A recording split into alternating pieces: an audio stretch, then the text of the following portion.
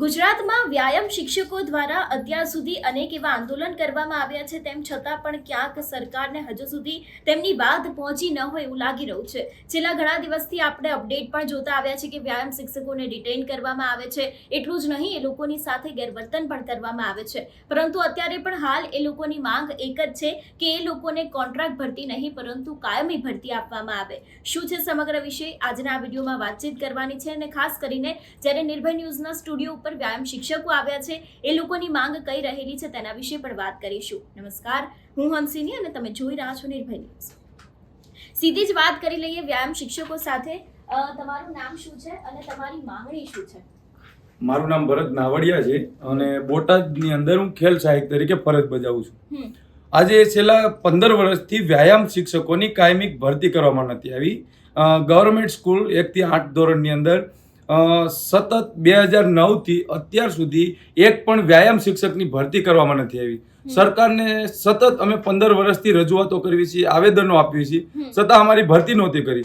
એટલે આજે 19 દિવસથી અમે અમારા ન્યાય માટે ગાંધી સિંધિયા માર્ગે ગાંધીનગરની અંદર સત્યાગ્રહ છાવણી ઉપર આંદોલન ઉપર આવેલા અને સતત સરકારને રજૂઆત કરી, તો પણ અત્યાર સુધીમાં કોઈ પણ સરકારના અધિકારીઓ અથવા મંત્રીઓએ કોઈ પણ પ્રકારનો જવાબ નથી આપ્યો. અને 3 દિવસથી તો અમારી સાથે એટલું બધું ઘર્ષણ થઈ રહ્યું છે કે હવે જે પોલીસ અધિકારીઓ છે એ અમને ત્યાં સત્યાગ્રહ છાવણી બેસવા જ નથી દેતા. ક્યાંક ને ક્યાંક એમને પણ ઉપરથી પ્રેશર બહુ વધુ પ્રમાણમાં આપ્યું છે. અમને એવું લાગે કે હા, એમને ત્યાંથી પ્રેશર સરકાર દ્વારા કરવામાં આવ્યું હોય કે આ લોકોને તગેડી મૂકો કોઈ પણ કારણથી. એટલે એ લોકોનું પણ દમન વધારે છે. અને જેવા જ અમે સત્યાગ્રહ છાવણીમાં અમારા કાર્યક્રમ પ્રમાણે સવારે આવીએ એટલે તરત જ ઓન ધ સ્પોટ 1 મિનિટની અંદર ડિટેન કરી લે. ડિટેન કરીને ત્યાં લઈ જાય. ત્યાં જઈને એવું કે કાલે તમને બેસવા દેવામાં આવશે, એટલા માટે તમે 10 જણા કોઈ આ જવાબદારી લઈ લો. હવે 10 જણા ત્યાં જાય એટલે એની ઉપર 188 દાખલ કરી દે ને FRI કરી દે. મારી ઉપર પણ 2 વખત FRI દાખલ કરી છે. અને હવે એવું પણ કહેવામાં આવ્યું છે કે હવે જતા રહ્યો ને કે પાસા હેઠળ તમને ધકેલી દેવામાં આવશે. એટલે ક્યાંક ને ક્યાંક અમારો જે નિર્ણય છે અથવા અમારી જે માંગણી છે એ યોગ્ય માંગણી છે. છેલ્લા 15 વર્ષથી કાયમી વ્યાયામ શિક્ષકની ભરતી નથી થઈ અને એક નવી શિક્ષણ નીતિની અંદર કાયમી વ્યાયામ શિક્ષક શાળામાં હોવો જોઈએ એ દર્શાવ્યું છે. 2022ની અંદર આપણા વડાપ્રધાને પણ કીધું હતું કે રમત એક મેદાનનો ભાગ નથી રહ્યો પણ વિષયનો પણ ભાગ છે.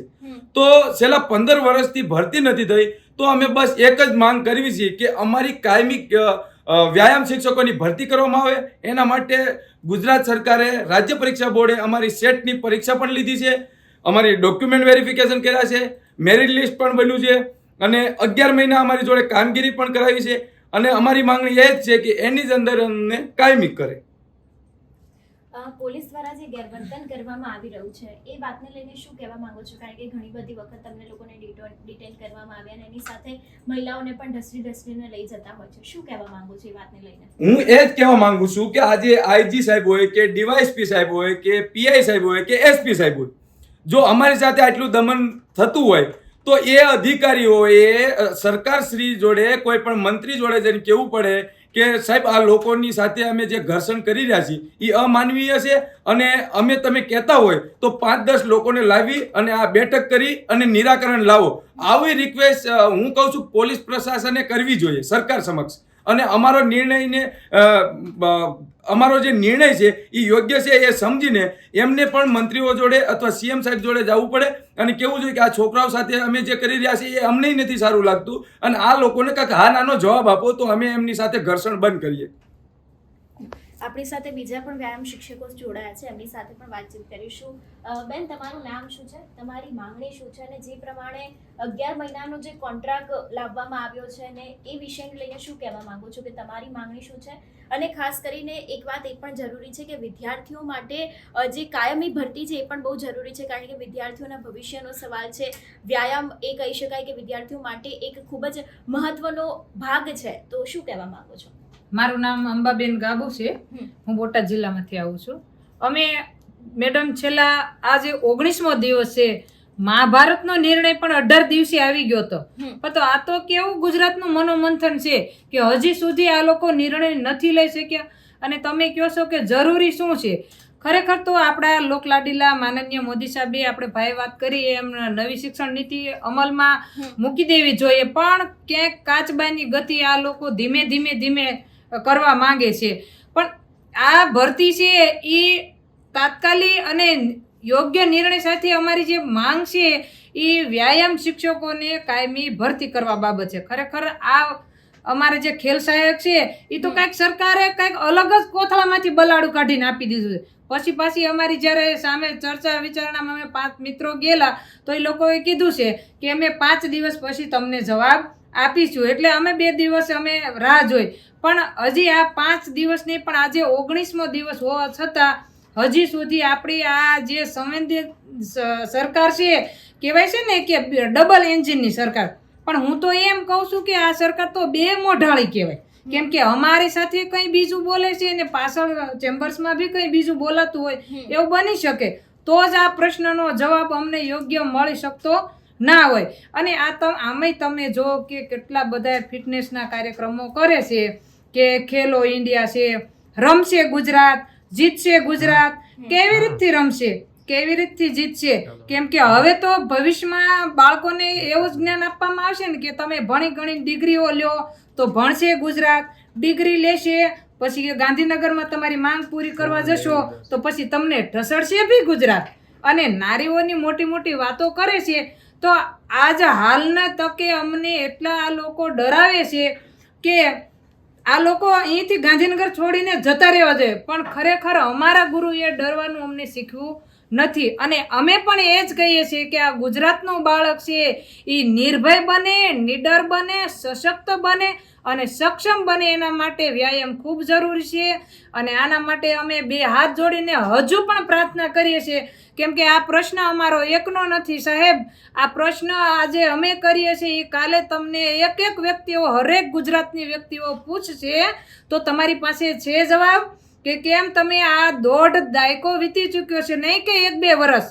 અરે સાહેબ તમે જો કે જો સરકાર, આપણી સરકાર એટલી સક્ષમ હોય, જો રાતમાં એ ધારે કલમ હટાવી શકે છે તો વ્યાયામની કાયમી ભરતી તો એનો ડાબા હાથનો ખેલ છે. તો બીજેપી સરકારને હું એ જ કહેવા માંગુ છું કે છેલ્લા 15 વર્ષથી તમારી જ સરકાર છે. ઉપર બી આપણે જે વડનગરના દાદા છે એ બી પણ આપણા છે, ગુજરાતમાં જે ભૂપેન્દ્ર દાદા પણ આપણા ગુજરાતી છે, માનનીય શિક્ષણ મંત્રી પણ આપણા ગુજરાતી છે. તો આપણા ગુજરાત સાથે આવો અન્યાય કેમ? પહેલા તો ડિગ્રી જે બહારના વિદ્યાર્થી બીજા સ્ટેટના આવતા હતા એ લોકો અમારી સાથે બી ડિગ્રી લીધી હતી, તો ડિગ્રી લઈને પોતાના રાજ્યમાં, જેમ કે આપણી બાજુનું રાજ્ય છે રાજસ્થાન, તો અમારી સાથે જે ડિગ્રી લીધી છે એ વિદ્યાર્થીને અત્યારે હાલ ગવર્મેન્ટ જોબ કરે છે. અમે ગુજરાતના જ બાળકો હોવા છતાં હજુ અમને નિર્ણય કેમ નથી સરકાર આપતી? આ અન્યાય ક્યાં સુધી? અરે તમે નહીં માનો કે તમે આમ તેમ કેટલાક તાઇફા આપશો, કેમ કે સત્ય છે એ છુપાવવાનું નથી. તમારે એક દિન તમારે આ પ્રશ્ન છે એ તમારે એનો જવાબ યોગ્ય દેવો જ જોશે. અને એ માંગણી અમારી એ છે કે પ્રાથમિક શાળામાં 1 થી 8 ધોરણમાં છેલ્લા 15 વર્ષથી ભરતી કેમ નથી કરી અને શા માટે નથી કરતા, આવા અનેક પ્રશ્નો છે. તો અમારી માંગ અમારી પૂરી કરવામાં આવે, વ્યાયામ શિક્ષકોની કાયમી ભરતી કરવામાં આવે.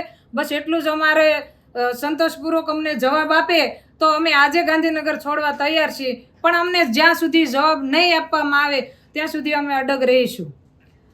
પણ સવાલ અહીંયા એક એ પણ ઊભો થાય છે કે ટેટાટના ઉમેદવારો અત્યાર સુધી આંદોલન કરતા આવ્યા છે, તમે પણ જોયું હશે, એ લોકો પણ ખૂબ ઢસડાયા છે, ખૂબ એ લોકોએ પણ મહેનત કરી છે, રિટેન પણ એટલા થયા છે, તેમ છતાં પણ હજી સુધી એ લોકોને લઈને કોઈ અપડેટ સામે નથી આવી. તો તમને શું લાગે છે કે તમે લોકો આવી રીતે આંદોલન કરશો તો ક્યાં સુધીમાં સરકાર નિર્ણય લેશે?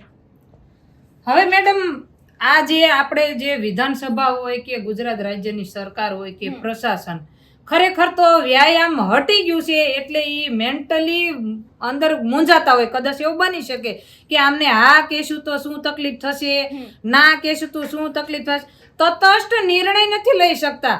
એનું મેન જો કારણ હોય તો વ્યાયામનો અભાવ છે. કેમ કે જો વ્યક્તિ વ્યાયામ કરેલો હોય, પોતે તો વ્યાયામ કરે જ છે, આપણે જોઈએ જ છે, મોટા મોટા તાઇફાઓ કરે છે અને યોગા કરતા હોય ને તમે જો અત્યારે 300ની સંખ્યામાં લોકો જે ભરતી કરી છે, આ ગતકડું જે ઊભું કર્યું છે, પણ મારું એ કહેવાનું છે કે કેમ 300 ની સંખ્યા હોય એ શાળામાં જ બાળકને ફિટનેસની જરૂર છે કે હરેક શાળામાં જરૂર છે? ખરેખર તો દરેક વ્યક્તિઓને 21 જૂન નહીં પણ 365 દિવસ 21 જૂન વિથ યોગા અને વ્યાયામ હોવું જોઈએ. અને આનો ન્યાય માટે આ સરકાર વ્યાયામની કાયમી ભરતી કરે તો જ શક્ય છે. અને સંઘર્ષ અમે ગમે એટલો કરશો. અમારે કોઈ પ્રશાસન આરે કે અમારે કોઈ પક્ષ સાથે કે અમે કોઈ વિપક્ષ કોઈ અમારે કોઈ સાથે લેના દેના નથી. અમારે ફક્ત અમારા વિષયને ન્યાય માટે જ અમે રે. હવે યાર અમને આ લોકો નોકરી દઈ દઈને કેટલાક વર્ષ કરશે તો મને એ નથી સમજાતું કે આ લોકોને અમે ધગશ દાખવી છીએ કે અમે વ્યાયામ કરાવીશું, અમે સામેથી કહીએ. અમે કોઈ એવું નથી કહેતા કે અમારી આ માંગણી કરો કે આ કરો.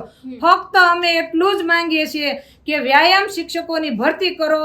1 થી 8 ધોરણમાં કાયમી પૂર્ણકાલીન રીતે વ્યાયામ શિક્ષકોને ન્યાય અપાવો. આપણી સાથે બીજા પણ શિક્ષક છે તે જોડાયા છે. બેન, તમારું નામ શું છે અને શું કહેવા માંગો છો અત્યારે હાલ જે આ મુદ્દો ચાલી રહ્યો છે વિષયને લઈને? હું સોનલ સોરઠિયા અમદાવાદમાં ખેલ સહાયકની કામગીરી બજાવું છું.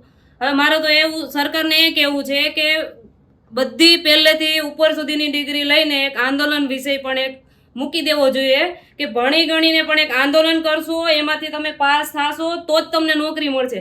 કેમ ટેટ-ટાટવાળા, ફોરેસ્ટવાળા, પછી એની આગળ CCA વાળા બધાને મેદાન ઉપર કેમ ઉતરવું પડે છે?